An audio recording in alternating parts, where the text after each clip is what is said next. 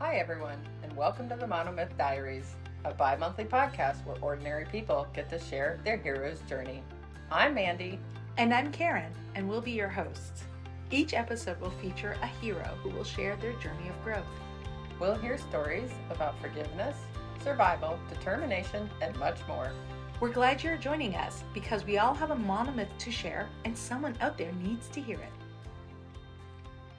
Welcome back to the Monomyth Diaries, where it's a take what you like and leave the rest podcast. Today we had the opportunity to take the show on the road. Mandy, can you tell us where are we? Absolutely. We are recording today from the Cottages, which is a co-working space here in Katy, Texas, and it is owned by Hi-Ho and Cyndi Din, some friends of mine. Cyndi and I met each other actually through our husbands, and she has an absolutely incredible story to share with you today. We found it truly inspirational, and we hope y'all do too. Please join us as we welcome Cyndi to our podcast. Cyndi, welcome to the podcast. Thanks for having me. I'm really excited. I'm so glad. We're going to start off with some Monomyth story starters. We're going to ask you a series of quick questions. You feel free to elaborate if you want. You ready? Yeah, let's do it. Okay. So Cyndi, sweet or savory? Sweet. What's one thing you can't live without? My kids. What is your dream vacation?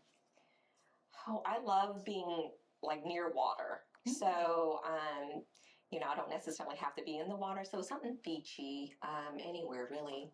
Nice, warm, balmy. What's your favorite way to spend a Sunday? Well, we normally go to church and it's just a relaxed day. No cleaning, cooking, just go to church, come home, relax with the family. Maybe some board games. That's fun too. No work. No work, Especially board games. If you could live in any time period, when would it be? I would have to say when Jesus actually was here on this earth and was able to walk. I would have loved to have met him. Yeah. And experience that. I love that. I would not think to do that. What's your biggest pet peeve? That's hard. Let's see. What do I get annoyed about the most?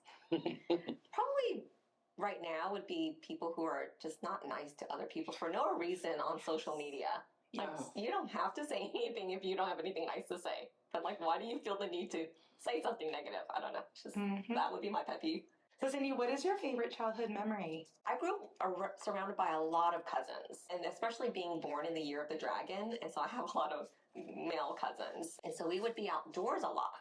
I was considered a tomboy. So I would climb trees, and there was this magnolia tree that we would just sometimes climb. And if you know anything about magnolia flowers, before it blooms, you can actually peel it out. And there's like this, the pollen, like the yellow pollen. We'd use it as grenades. Just throwing that. Anyways, it made for a messy yard, but I had no idea you could do that. No, yeah, we should try that. We have a lot of magnolia trees on our at home, so we could try that one day. Is that what produces all the yellow pollen that we get all over our cars? I don't know, but no, I don't think so. I don't know. Okay, I was curious. You know that time of year in Texas where everything is covered in that yellow? Yeah. Your car, your windows, everything. No, it's the actual magnolia flowers, but I could be wrong. I have to look that up now. I don't know. A magnolia, little pollen bombs. Pollen bombs, yes. That would be one of my memories. What's something on your bucket list? Bucket list. I would love to go to Rome. And, just, I don't know, just go and, explore. I would love to go. Yeah. Awesome. On my bucket list. Me too.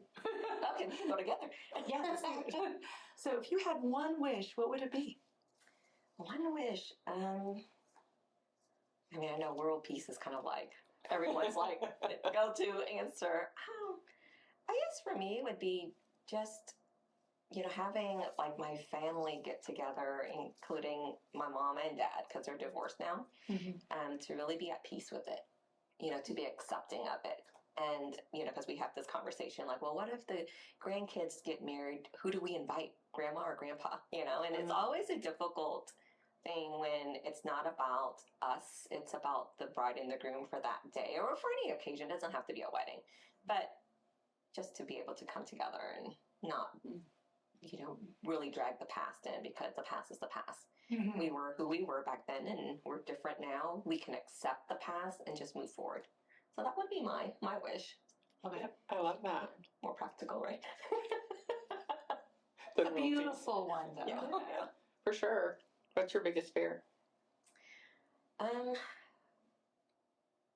Well, of course, death comes to us all, but my biggest fear would probably be not dying necessarily, but getting sick to where I'm here, but not like I'm physically here, but mentally I'm gone, and not being, then putting that burden on my kids. I think that's a big fear of mine, not wanting to burden them with taking care of me physically. So Yeah. You are so thoughtful. I have to consider that, because it's so, when people think of dying, I mean, at least it's a finale, like, there's closure. But when you're physically not able to help yourself and someone has to care for you, that's hard. So, yeah. I think that might be all my questions. That was it. I'm okay. I thought it would be harder. I'm like, oh, that's hard questions. Right. So, Cyndi, we're so glad to have you here. Can you tell us a little bit about your childhood and what cultural expectations were for you in your family and in your community? Sure. And so my parents are from Vietnam. They came over during the fall of Saigon in April of 1975. At that time, it was just my sister. She was under one. And so imagine a family of three with a little, not even a toddler yet, coming and just really creating a whole brand new life here in America. We were sponsored by a family in Wisconsin.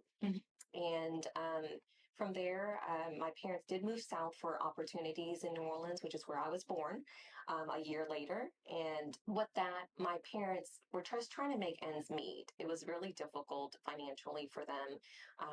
They didn't speak the language, they didn't understand the culture. And being born in between that, so I first generation born in America, so there was expectations, right? Expectations from our motherland, being Vietnamese, and then being in the land of the free. So, I mean, I was kind of that first generation where I was born with the expectations of how women, or just as a female, I guess I can speak on behalf of being a female, versus being born here in America. There's a lot of cultural differences. Yeah. I did have my parents by 1982. We were a family of seven, so I have three younger brothers.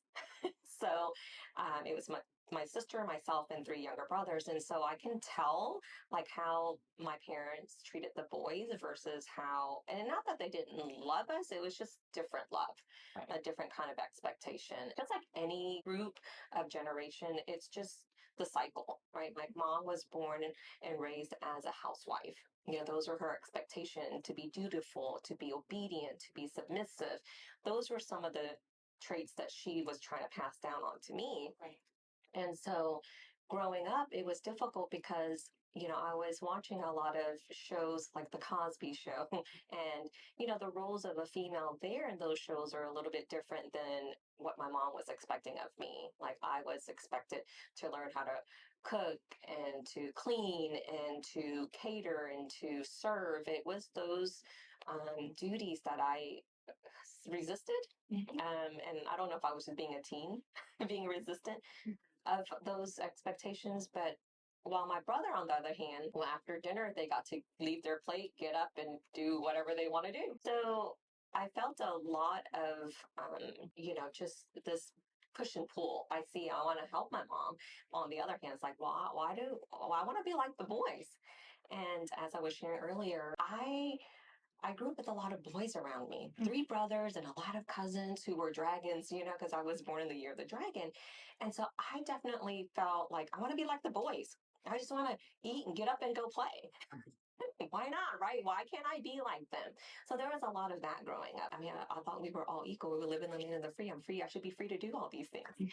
So that was kind of my childhood growing up. I mean, I can definitely see the difference in how my parents raised me and my brothers. The boys are going to be taking on the name of the family. They're going to carry on, it's a very patriarchal, like it's not created equally or fair, in my opinion, as I was growing up. And I was, probably a really bitter teen. So do you feel, in your culture, do you feel like women are seen as less than? Yes, I do feel like we were seen to be at less of a value, less valuable. Like I said, I just guess it's a different type of value, whereas we're valued to be the homemaker, we're valued to be the nurturers, we're valued to serve and to take care of the family. Those were the expectations. Mhm. As a female growing up in America, there was that struggle between the expectation of being, the motherland expectation versus the land of the free expectation, the Vietnamese culture versus the American culture. There was just some duality. Yes, and it was a struggle for me because I was the firstborn here in America. So there was definitely a generational conflict between, the Vietnamese culture and the American culture for me. And you mentioned before that you moved quite a bit when you were younger too. Yes. Is that correct? Yes. We moved around quite a bit. When my parents first came to America, we were in Wisconsin, and then, they moved south for opportunities in New Orleans, and then from there back up north, and then to Oklahoma, to Florida, to California. And it was a constant move. And part of it is I understand of the opportunities. And then they also were looking for where are their families at? When they all came to America, they were all just kind of, they moved where the sponsors were. And so sometimes the sponsors were not. And I don't know, can you imagine back in the 70s, we didn't have internet. We didn't have the kind of communication tools that we have today. Mhm. So it was just more of like when they hear, oh, my family is in, California. Let me move there and be with them. And it's a comfort thing, right? When you have family who understands and, can help you and you can kind of stay together. So we constantly stayed together almost like in our own bubble Right. as we started moving around. But yeah, we moved around quite a bit. So I had to, it's like every time we moved, could be in the middle of a school year. Yeah. It doesn't have to be, oh, let's wait for summer to come around and then we move. No, it's just like, hey, we're going to move and we'll just pick up and go. So that was a challenge as well. Making friends and the stability of it, it was constant changes. Mhm. How did observing your mom's experiences shape your understanding of gender roles for you? Um, I may have mentioned like my parents fought a lot growing up. Mhm. And part of it, or probably a big part of it, was related to financial stress, right? Constantly trying to make ends meet and the struggle of, not really speaking the language and being a caregiver of 5 kids is not easy. And so my mom on one hand is trying to feed and support and teach and raise the kids and, between two cultures, that she's trying to learn as well. And then my dad trying to make ends meet with working 2 jobs or multiple jobs sometimes. I think with my mom and being, that, she too was trying to learn the difference in, okay, I'm not in Vietnam anymore. And Mhm. part of her, her, when she was raised, she was taught, when you get married, you're part of the husband's family and you adapt to the husband's family's lifestyle, or you are serving the family. You're no longer part of your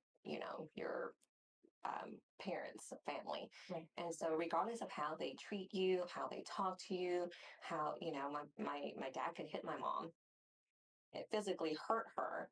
And it's partially is, it's her fault.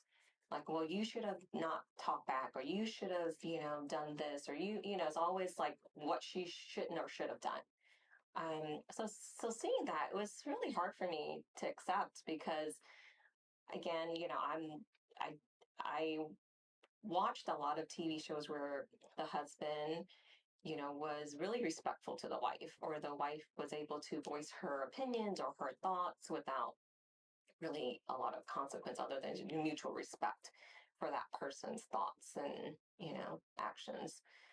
So I think in short, I feel like my mom's life Mhm. and the way she was raised and how she really carried out her duties as a wife, as a daughter-in-law, as a mom, was really to not also lose face, because being in the Vietnamese culture, losing face was a big thing. Right. Like, you don't do anything that will, even though she's no longer part of her family after she marries off, she's definitely not allowed to do anything that will bring a bad name to the family that she's left. So that was really difficult too. It's like you're damn if you do and damn if you don't kind of thing. So you endure, you accept, and you just, even if she were to go home to her mom and dad, if she was in a physical um, abusive relationship, the parents will then say, you need to go back to your family. And it's expected. It is expected. I know you briefly said that when you're younger, that you knew you didn't want to be like your mom, because you're witnessing these things, and obviously you don't like them. They make you uncomfortable. But you also told me before that you didn't have a particular role model. How do you think you got to the point where you knew that you didn't want to be your mom? Like, what's influencing you? Because you're in a Vietnamese culture with other Vietnamese people, right? You said you constantly moved to be with people that speak your language, are culturally similar. How do you think you got there? Well, seeing what my mom had to endure in her relationship with my dad, I definitely didn't want to be a housewife. That's what I was like. If being a housewife means you don't have a voice, you don't have, you can't share your thoughts, you have to be, obedient and, be a servant. I knew I just didn't want to be that. I didn't want the physical and the mental abuse of being in that kind of relationship, because I associated that with being a wife and a housewife. Right. Um, and so, again, I was watching a lot of different TV shows, and I saw the mutual respect of the husband and wife in a lot of those shows. And I know it's just a show, but that was my glimpse into what American culture looked like. Okay. And growing up, again, I was in this bubble where I was surrounded by cousins whose parents were also going through the same thing my mom and dad was going through. Okay. It was very similar, stories, just different households. And so I just thought that was normal. I wanted out. I wanted different. I just wanted to be like the Cosbys. And I didn't really have like a true role model, because we lived in this bubble. Same family, same story, just different addresses. I wanted to break out of that bubble to see what life is on the other side. When people have asked me, well, if you had 3 doors, which door would you choose? And if I knew this door already looked like my mom and dad's, I'm like, I don't look that door. I'm going to try the other door. And it was a risk, right? It's a risk. And I didn't know. But that was kind of where in my mind, my little, immature brain at that time was like, this is not what I wanted. So here you're already reacting and pushing against these rules and these kind of expectations.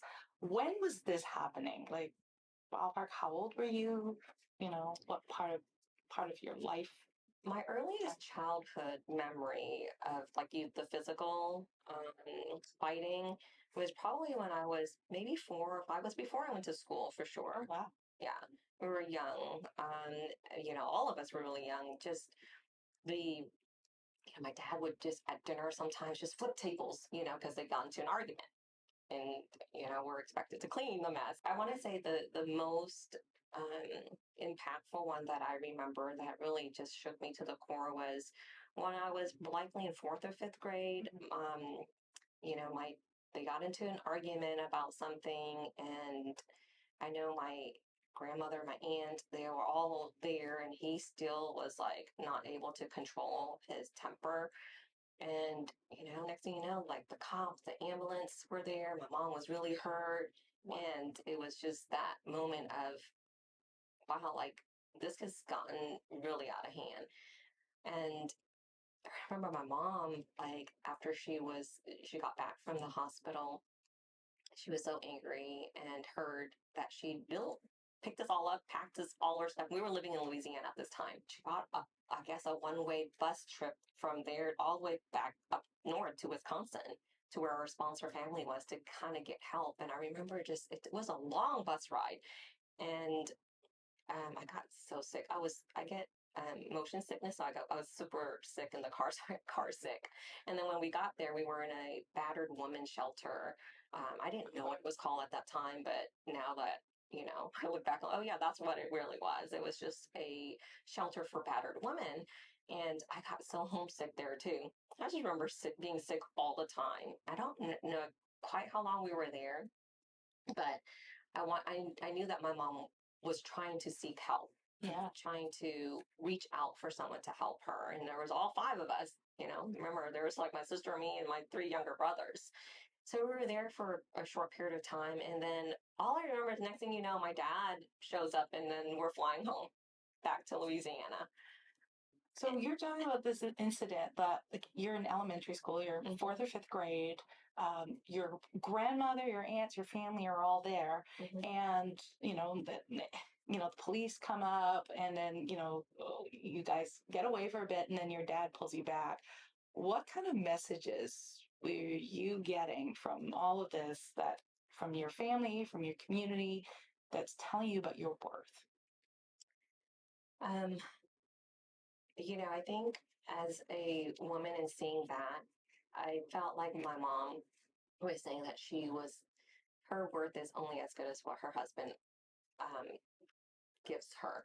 Like, that you got to just accept and endure, whatever it is and however he treats you. And I'm sure my dad was like, I'm going to try to change. I'm going to, do certain things to try to make things better. I want, like promises. Um, and and so for us, it was more of, what my mom needed him too, in a way, right? She financially couldn't support herself or her five kids, and we were so young at that time. And I'm sure there was a part of her that said, well, I have to, try to make this work, one, not to lose face, right? Because divorce was just a big no-no in the family. It was not accepted. And on top of that, my mom was, we were born and raised Catholic. And so a religious aspect of that kind of was intertwined with the cultural aspect of, well, you till death do us part. So your mom probably felt this compelling to stay. Yes. Yes. And so there was probably a mixture of all of that. And so I have to say, when it came to our worth and our value, it was just in a place where, if you can just sacrifice a little bit more, it's all about sacrifice. Or we were expected to sacrifice. As a mom, we're sacrificing. As a daughter, you're sacrificing. As a wife, you're sacrificing. You got to sacrifice your happiness, sacrifice your worth and your value and your joy and your whatever. You just got to sacrifice it for the sake of your family. At the cost of your safety? Yes. Wow. Yeah. Sorry. Well, I know, that's so unfortunate. yeah, and I don't think in most people's mind, especially like, talking to my aunts and uncle, they're like, well, you know, they're not going to go that far. You know what I mean? People just don't expect, like, yeah, he got angry, he hurt me, he didn't mean to break my arm. I think that's their mindset was just, we've gone through it, it doesn't get that bad. The worst it gets is, maybe a bruise or a broken arm, kind of thing. They minimize it. They minimize it. Yes, they do. So this carries on this sort of interaction between your mom and dad all of your childhood. Yes, they were married for 40 something years. And then, so this carries on into high school. And I know at one point you said that you moved again because you did high school in Texas, right? My sister was a teenager before I was. She got a lot of the brunt of, what's the word? I wouldn't say abuse, but punishment. And because, she was a teenager first, right? Right. And so she ran away from home. And so there was a move from Louisiana to Texas to kind of help contain that. So we moved to this tiny little town called Cottages. And that was between my 8th grade and 9th grade year. And so just imagine again, here's another big move. I'm about to go into high school and I'm expected to leave all, the friends that I made in the last few years in Louisiana to start a new life, a new, identity, whatever it is, in this small town called Flashes in Texas here. And it was, I think for us, my mom and dad was just like, well, again, sacrifice, right? My mom has to sacrifice. but that means we all have to learn how to sacrifice. We have to sacrifice for what they thought was best. And yeah, the abuse, and it didn't matter where we were at. You know, my dad, when he was angry, if it was something my sister did, then I got, you know, a lot of that as well. Because when she left, she's like, I'm not dealing with this. I'm leaving. And so for me, it was like, okay, my dad's angry now. And he just, you know, I look back and I question, like, even if he was mad at her, he's like, well, you know, I'm going to do this to teach you so that you don't run away and you don't, you know, and it was like, but I'm not her. You know, like in my mind at that time, I was, you know, I think it was more of like, I didn't do anything to deserve this punishment. You know, why are you hurting me? And it could be anything that triggered him at the time. And so I just remember I was a senior in high school. And, you know, at that time, we didn't have cell phones. And so if we had friends, they'll just have to call the house. And then, you know, both lines, my dad could pick up on one line and, you know, I could be picking up the other line. Well, someone had called and my younger brother is named Timmy, the one right after me. And I'm Cyndi. So it sounds similar if you say it really fast. Right. And so there was a guy, his friend called and asked for Timmy. And my dad thought that he was asking for Cyndi. And he didn't ask any questions. And it was just that, like, he came and, you know, started hitting me, closed fist, and just was like, how dare you lie to me? You're seeing someone. Like, I wasn't allowed to date. I wasn't allowed to see anyone, because he was fearful that I would be like my sister, you know, run off and lose space for the family. There's all these, right? And, you know, and when my dad's in that state, there's nothing you can say. You're not supposed to, you know, you're supposed to be like, you know, he's going to punish you and then he'll ask questions later. And, you know, my during that time, so I was in the the dance team for 3 years. And so when you're in your dance team, you're wearing like sleeveless stuff, you know, and I felt so ashamed going to school. You know, I was one of those kids where like, oh, where'd you get that bruise? How'd you hurt yourself? And then you just have to like make something up. Oh, you know, I bruise easily. I, you know, ran into the wall, you know, like I was one of those kids just having to explain what happened. So during that period of time, you know, again, I know that's why I probably is so, to this day, I can understand like a teenager's mindset, because I know I'm not mature enough to understand everything, but I also felt, I can remember the feelings, you know, during that period of time. It was just so raw for me. And I was so bitter and angry too, though. And, you know, one of the things that I kept telling myself was, I just cannot wait to leave. I can't wait to graduate. I can't wait to get out. I don't want it to be like this. I want it to be different. It sounds like one of the patterns in your parents' marriage were making geographical solutions. And I think you told me once that you tend to do the same thing. Can you tell us a little bit about that? Oh, absolutely. As soon as I graduated from high school, the day after, I was ready to move. So my solution was, I'm going to move to go off to college, and not just to any college. I'm like, I'm going to be as far away as I can be. And so my parents were living in Cottages, Texas at that time. Right. And I had family that was going to Louisiana State University, LSU. So my bright idea was, I'm going to just move over there and go to school with them. And growing up, you know, the value of a female going to college was not something that they had planned for. So for me, they were like, well, their expectation was, I'm going to, you know, get married, have kids, and stay home with the kids as a housewife.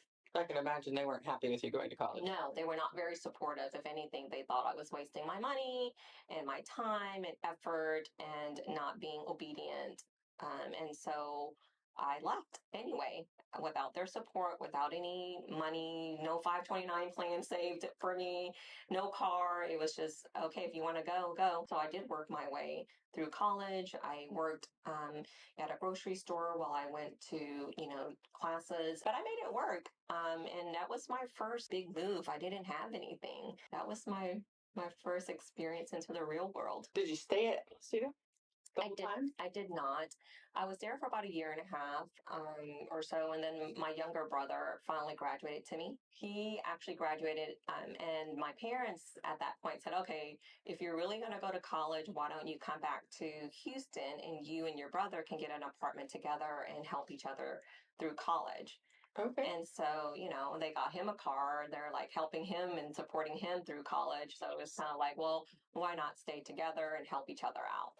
So that was my move back into Houston. But again, I felt, okay, well, my parents are not living in Houston. I can still, create a life of my own. It's okay. And so that was my move back, was to help my brother and really help myself get, and finish. So I did finish off at the University of Houston here. So you once again saw that you weren't worth as much because your parents were willing to help your brother. Yeah. Okay. Yes.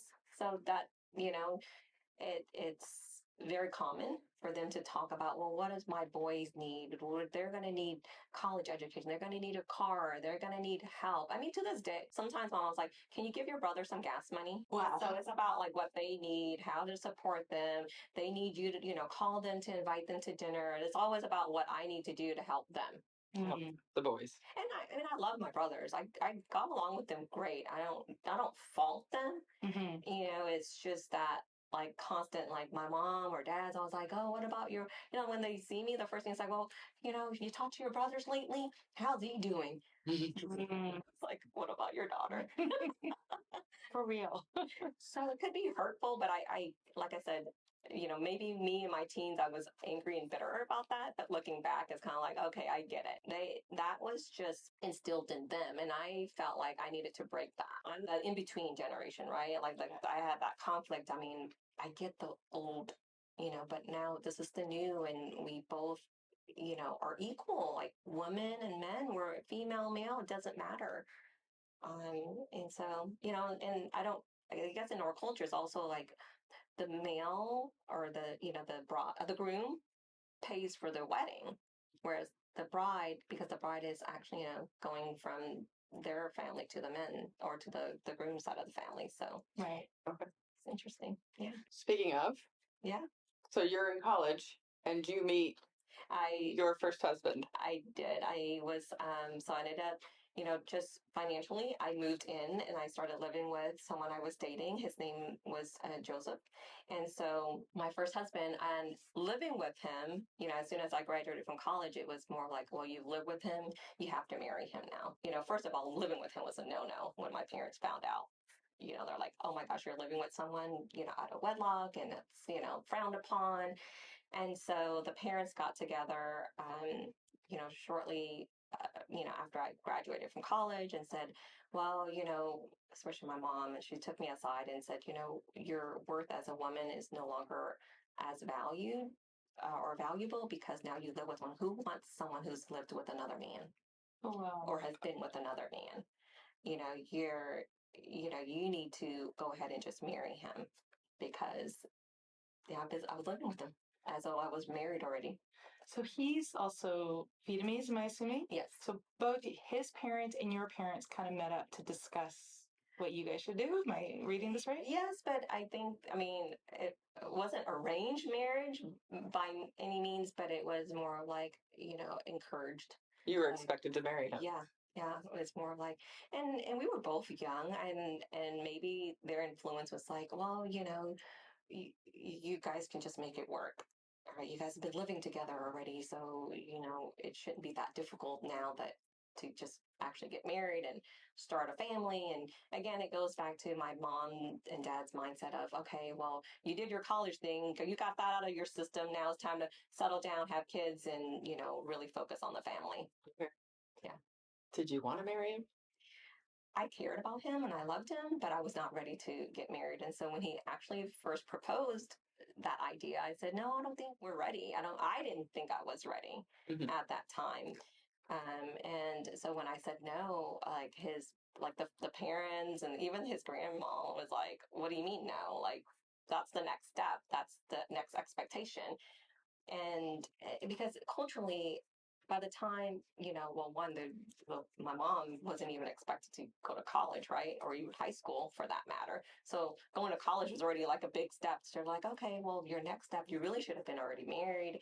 You're going to be an old maid. Who's going to want you, now? Like you're no longer worthy, like, of someone who has never lived with someone who's, they want someone who's going to be submissive and obedient. Whoa. And I'm not that. So she actually says these things out loud to you. It sounds like it's not just your mom saying this stuff. It sounds like, his family is also saying these things. And again, I don't want them to sound like they are bad people. I think this is just a cultural norm. Sure. This is their norm. And one of the things that really was just like sealed the deal, I remember his grandmother was in the hospital and we went to go visit her and she just took my hand and she just said, it's okay if you think that you're going to, really know someone before you marry, that's not going to happen. It's okay to get married and then find out who they are. And I'm not saying that Joseph was a bad person. He's just, we were just so young. We were too young. We were not ready. So how long were you married? Yeah, we ended up getting married and we were not married very long before I got pregnant and had my first daughter, Lindsay. I started changing. My life was for my kid now. Yeah, It was, I can understand that. It's a sacrifice and you see the world from a different perspective. And so I started, there's no more, going out late, friends over all the time. I mean, your life now revolves around this child. Yeah. But number one, my first husband his lifestyle didn't change. He was still, partying and gambling. And, I think the gambling part was really what got me. And we were only married maybe a year and a half, 2 years. We were trying to save up for a home. We had a baby. We were trying to move along financially. And I was trying to, really progress in my career. Like now I'm a career trying to, make a name for myself out in the corporate world. And then I have a daughter that I'm trying to take care of. There was a constant juggle there.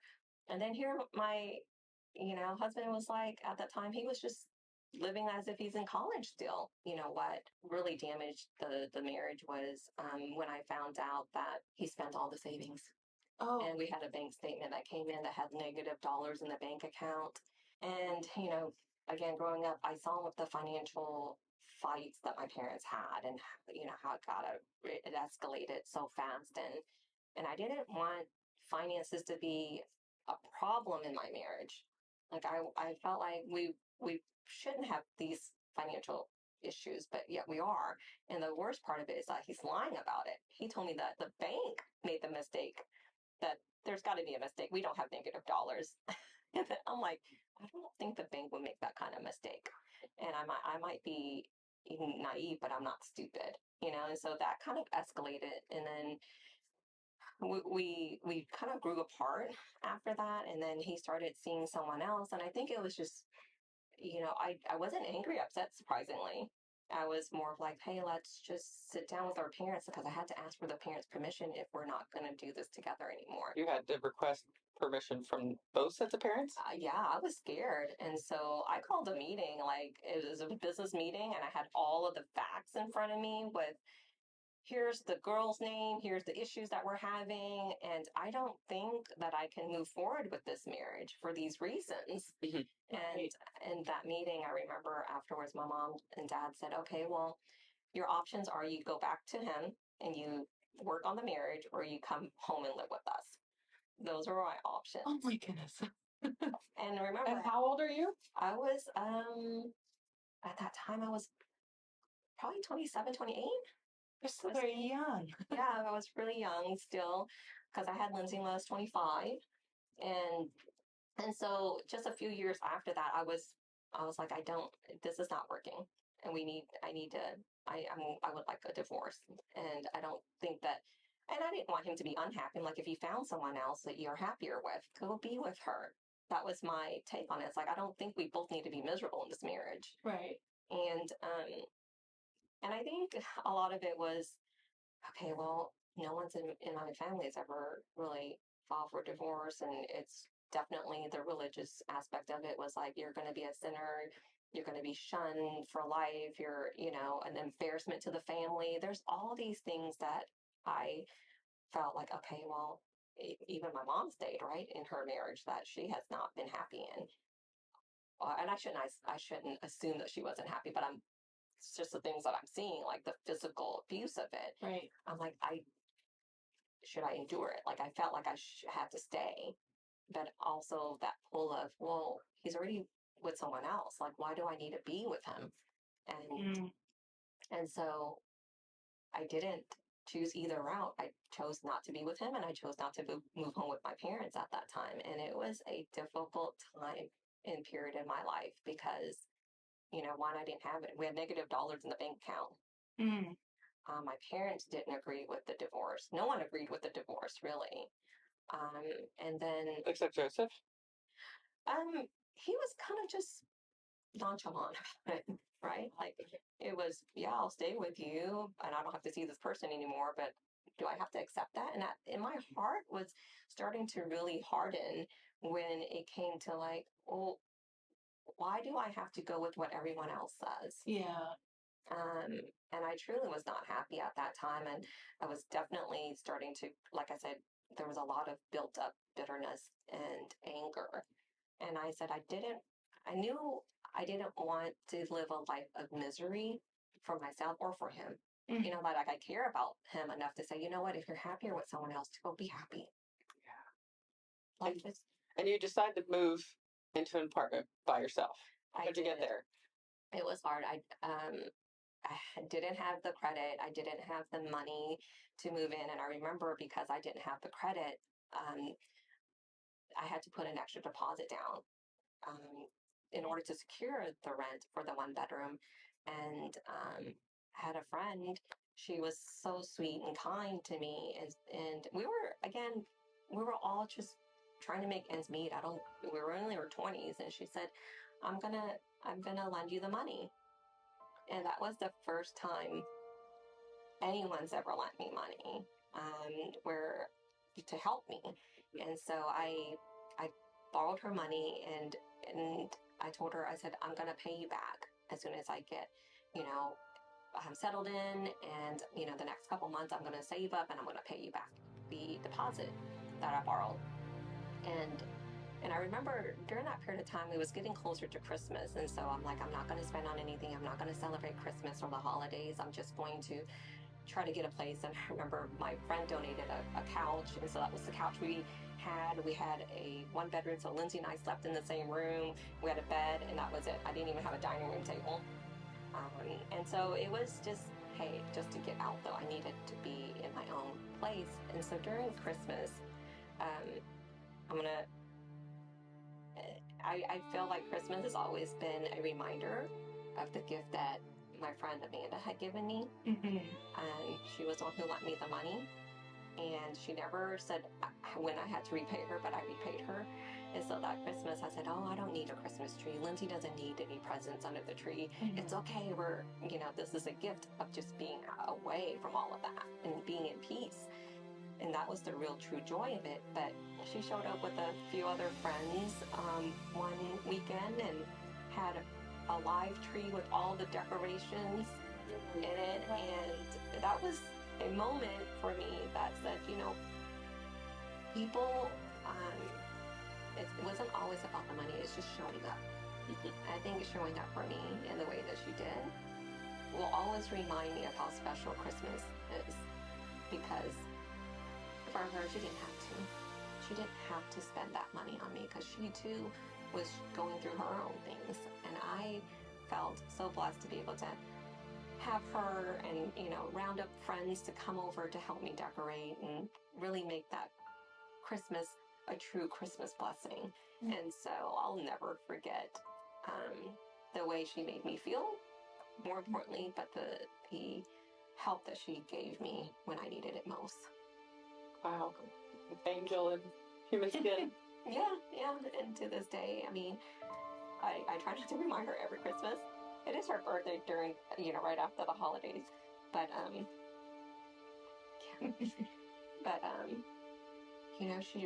she would never, I guess I don't know how to express how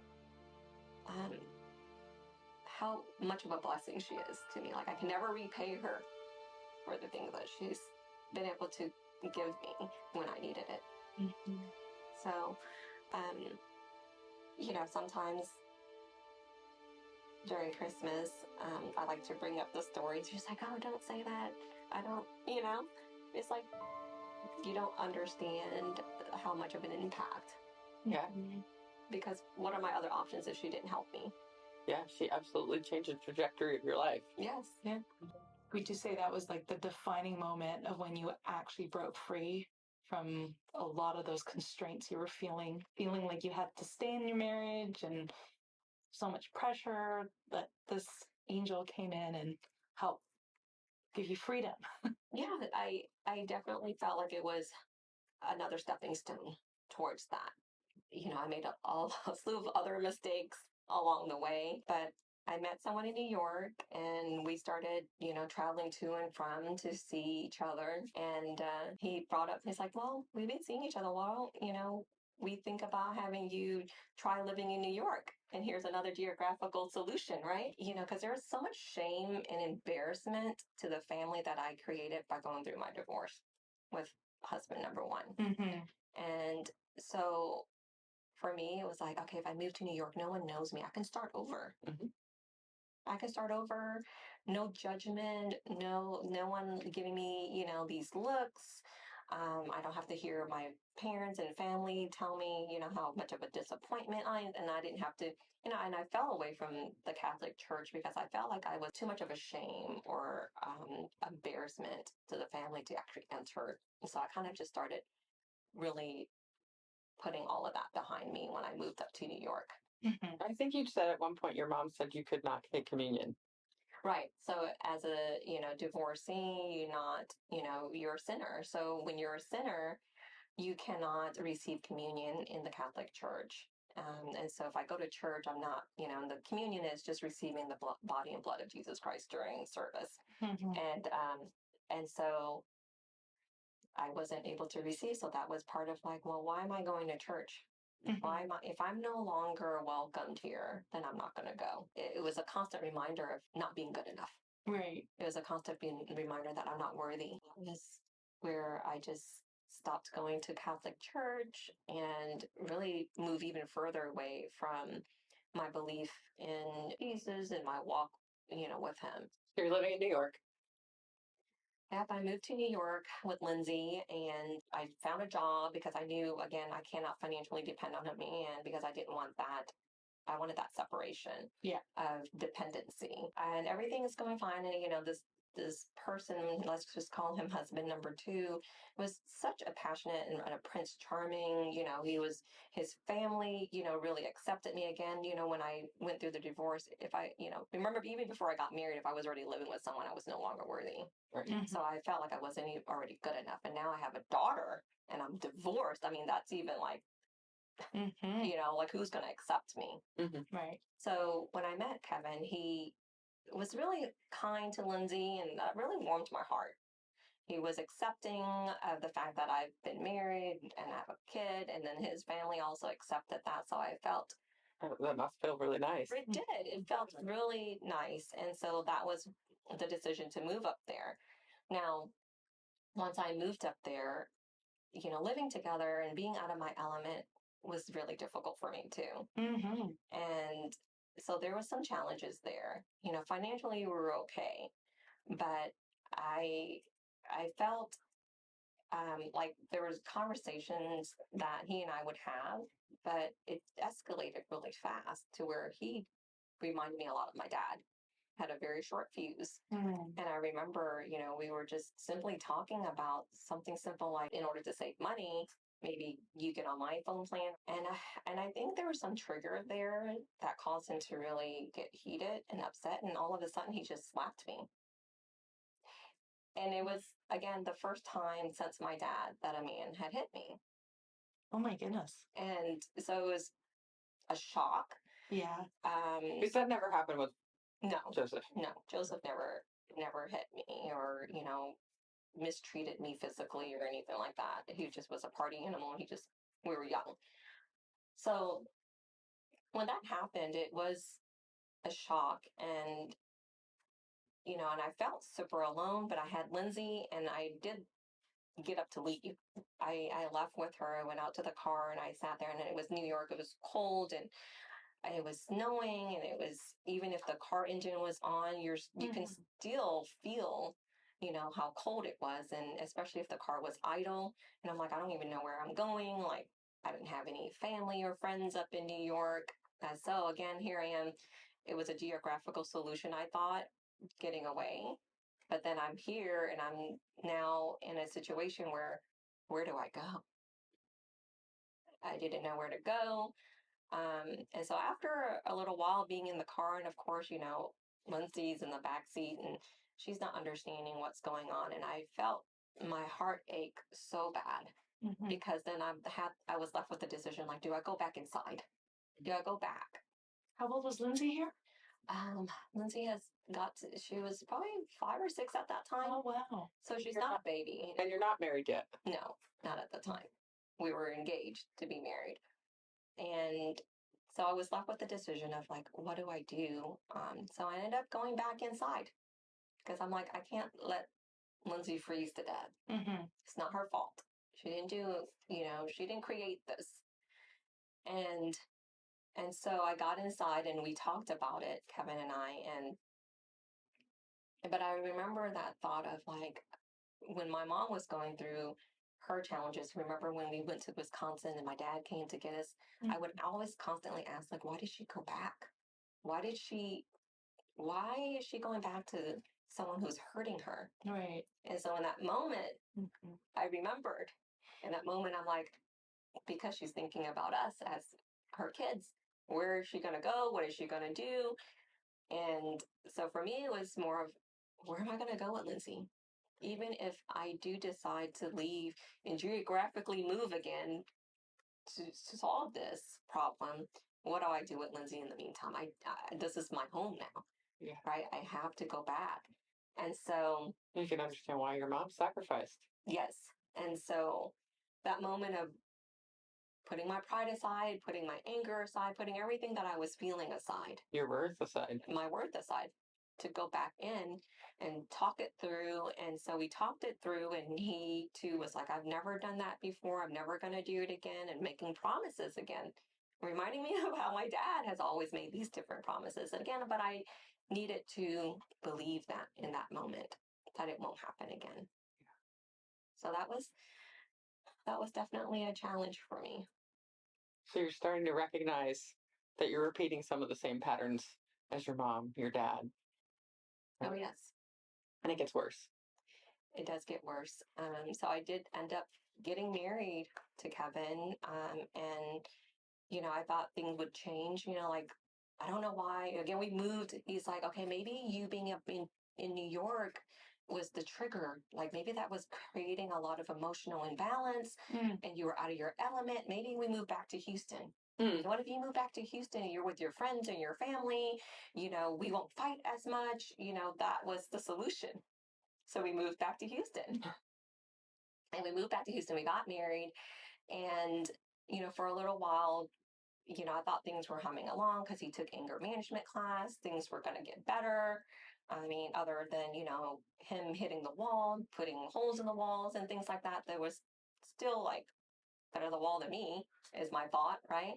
However, once I got pregnant with Brandon, my second, I remember we got into a fight about, a lot of it, the fights are about, probably unimportant things.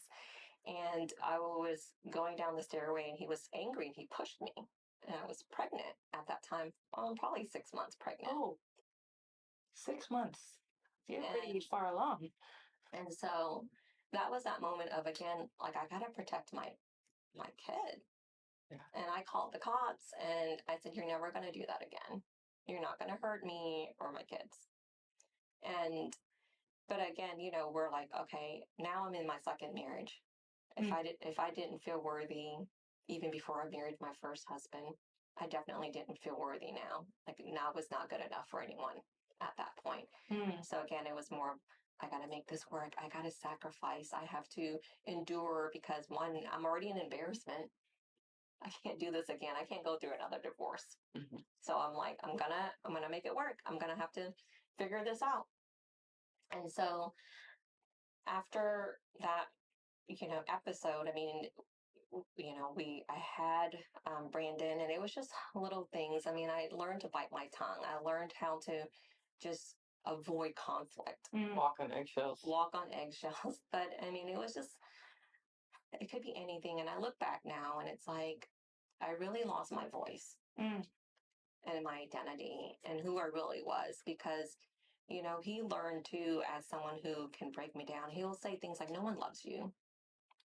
So hurt. You're a terrible mom. Oh my goodness. It's just things that really, to me, like, made you feel even less valuable. Like the little that I had. I mean, I look back now, I'm like, wow, I allowed someone to get me to the point where I didn't even believe in myself. And so, fast forward, I was with him for a total of about 10 years. And it I guess the breaking point is when we got into such a big fight where he had me pinned down and where he was like choking me. And I mean, the way he looked, it was not him anymore. Right. And where he was like, he threatened to kill me at that point. I think once he said, I'm going to effing kill you, I think he and I both recognized that, one, it wasn't right. And that this could probably keep escalating to the point where he could hurt me or I can retaliate and hurt him. And I said, and is that what we really want? To have something happen to me where I can't, I'm not physically here anymore, or unable to take care of the kids. And then what's going to happen to him? You're going to go to jail. What's going to happen? Like, the kids will be parentless. Like, what will happen? And I think in that moment, it was, like, we need help. And we did go to counseling. And it just, to all that to say, I think I recognized that I couldn't do it anymore, because I don't know what it was a trigger for him or for me. And I used to blame myself, like, if I would do this differently, or if I would not say this, or if I say these things differently, there's always something I had to do to figure out, how do I change to change the outcome? And I realized it's not just me. No. It wasn't just me. And so the realization of I have to file for divorce again was so devastating for me. Imagine. Because here is another failure, and going back to that, I mean, but when my relationships were failing, in my career-wise, it was actually, I was outperforming, maybe I was burying myself in work, like, okay, I can't get things right at home, but at least I'm able to get it right at work. And no one even at work knew that I was dealing with all of this at home. You were driven to not have the financial suffering that you had as a kid. Correct. And like, I thought if in a relationship, if, we were financially provided for and that we're good, that we won't have any problems. Like, I associated a lot of the fights my parents had with some of the financial hardship that they experience. Being in America, not speaking the language, not having the education and all of that, right? And so I associated that with, okay, these are why there's so many arguments and fights. But then I realized, no, we didn't have the financial issues in my second marriage. So why are we fighting so much? So the final physical altercation that spurs you into the divorce then is going to be your major catalyst. Yes. Okay. Yes. And I remember I was so far removed from my faith and my walk with Jesus. I'm done. I don't know what else to do. I don't know what I'm doing wrong. I don't know how to even move forward from this point. Do I end my life here and let the kids go with their dad? Maybe they're a better parent than I am. Like, there's all these self-doubts. I definitely felt like I was not doing something right. And I remember that song by Carrie Underwood, Jesus Take the Wheel. I mean, it was just perfect timing when I saw a flyer that said, here's a church that's starting up in my neighborhood and no perfect people were allowed. The timing of it couldn't have been better, because I definitely was not a perfect person. I at this point was like, I'm making a mess out of my life. Mm. I keep making these decisions that I think is good, but it turns out to be so bad for me. And I didn't know which route to take. So I ended up going to this church. And again, the last church I went in, have been in, was a Catholic church. And this new church was so different. It was, you know, you come in, there's like a lot of worship music to start it off. And then, you know, they dim the lights and I'm sitting in the back and I felt so comfortable in there because no one could see me. I was like, oh, this is great. You know, the shame was, you know, dissipated when I was there. No one understood or knew me. And it was more of a focus on how do I walk with Jesus again so that I can have a different path. Because again, like Jesus, just take the wheel. Like I'm giving you now. I've hit rock bottom. I felt I don't know what else to do. And so I was just hoping, you know, that he will lead me down this path. Yeah. So I know that your journey to faith is so significant, and we cannot wait to be able to dive deep into that in our next episode. Stay tuned for that, and I promise you it's going to be incredible. And I look forward to sharing that. Thank you. Thank you for joining us today. If you enjoyed this episode, please share, hit like, subscribe, and follow us on YouTube and wherever you get your podcasts. Feel free to email us at monomythdiaries@gmail.com with your monomyth and keep the conversations going. Until next time, heroes, let's journey together through stories.